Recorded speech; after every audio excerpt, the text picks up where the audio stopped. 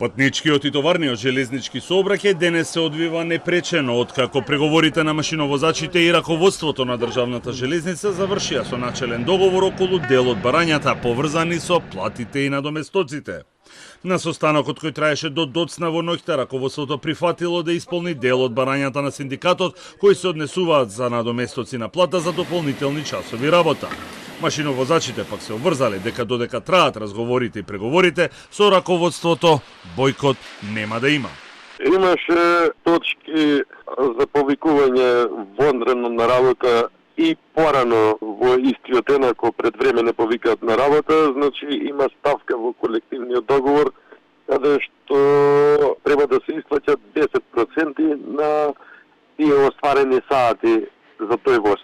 Исто така договорено е за 5% на квалитет.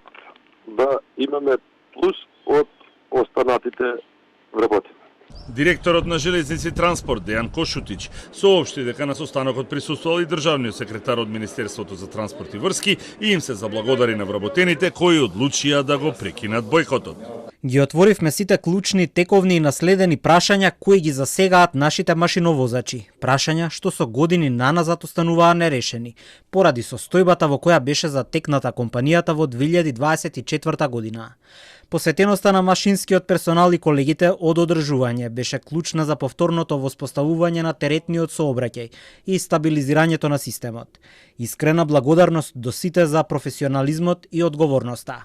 Голем дел од вработените во машинскиот сектор во железници се со плати блиски до минималната. Трошоците за живот се зголемуваат од месец во месец и затоа мора да има зголемување на коефициентот на платата, велат од синдикатот.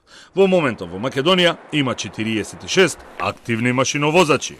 Основната плата на машиновозач е 28.400 денара. Мислам дека не е во ред основна плата машиновозач. Имаме дури некои вработени што има и со минимална плата што работат, например, кондуктер, маневри, скоро минималец има. Машиновозачите вчера стапија во бојкот на работните обврски, откако не им беше исполнето ниту едно од 15 барања кои ги доставија до раководството на 2 октомври.